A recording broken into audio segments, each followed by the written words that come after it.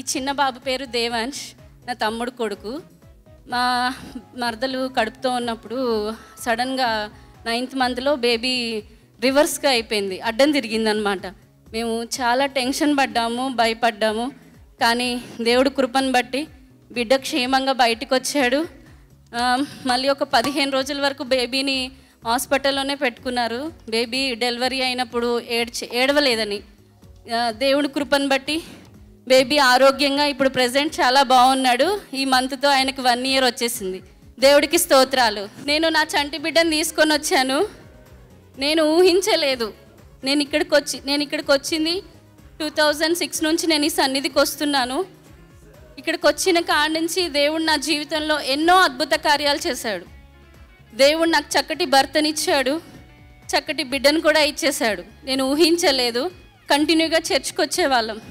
దేవుడు ప్రతిరోజు సన్నిధిలో వాక్యం చెప్పినప్పుడల్లా దేవుడు నా గురించే చెప్తున్నాడని అనుకునేదాన్ని. నా గురించే చెప్తున్నాడు, ఈసారి నాకు ఖచ్చితంగా ప్రెగ్నెన్సీ వచ్చిద్దని. ఫ్రూట్స్ తీసుకునేటప్పుడల్లా అందరూ సాక్ష్యం చెప్తున్నారు, అందరికీ పిల్లలు వస్తున్నారు, అందరూ ప్రెగ్నెన్సీ అవుతున్నారు, నేను కావట్లేదు ఎందుకు అని ఏడ్చేదాన్ని.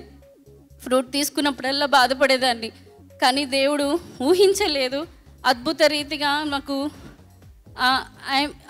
ఏమైందంటే ఒక 1 month ఆగిపోగానే సడన్గా నేను ప్రశాంత్ బ్రదర్తో ప్రేయర్ చేయించుకున్నాను. మాకు తెలియకుండానే హాస్పిటల్కి వెళ్ళగానే 4th month అన్నారు.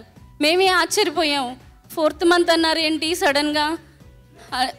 అంటే ఎవ్రీ మంత్ మనకి నెగిటివ్గానే ఉంది కదా, సడన్గా పాజిటివ్ అయింది ఏందని మాకు అర్థం కాలేదు. డాడీ మాకు ధైర్యం చాలా బాగా చెప్పేవాళ్ళు. ఏం కాదు, నీకు దేవుడు మంచి బిడ్డనిస్తాడు, నువ్వు ఆశపడినట్టే ఆడపిల్లనిస్తాడు, నువ్వు టెన్షన్ పడకు, ధైర్యంగా ఉండు, ప్రార్థన చేసుకో అని చెప్తా ఉండేవారు డాడీ. అదేవిధంగా దేవుడు మాకు బిడ్డనిచ్చాడు. మా పరిస్థితి మాకు ఎలా ఉందంటే, మాకు ఏమవుతుందా, ఏ నిమిషం ఏ వార్త వినాల్సి వస్తుందా అని టెన్షన్గా బాధపడుతున్నాం. నాకు థైరాయిడ్ ఉంది, షుగర్ ఉంది, అయినా కూడా దేవుడు నా జీవితంలో గొప్ప కార్యం చేశాడు. మా హస్బెండే వచ్చేవారు చర్చ్కి, వచ్చి ప్రేయర్ చేయించుకునేవాళ్ళు. బేబీ సేఫ్గా వస్తుందమ్మా, నువ్వు కంగారు పడకు, మంచిగా ఆరోగ్యంగా వస్తుంది, నువ్వు వచ్చి సాక్ష్యం చెప్తావు అని చెప్పారు డాడీ. నాకు కూడా డాడీ వచ్చి సాక్ష్యం చెప్పాలి అని ఉంది. బేబీ కృపను బట్టి దేవుడికి స్తోత్రాలు. బేబీ క్షేమంగా నాకు నా చేతిలోకి వచ్చింది ఆరోగ్యంగా. దేవుడికి స్తోత్రాలు.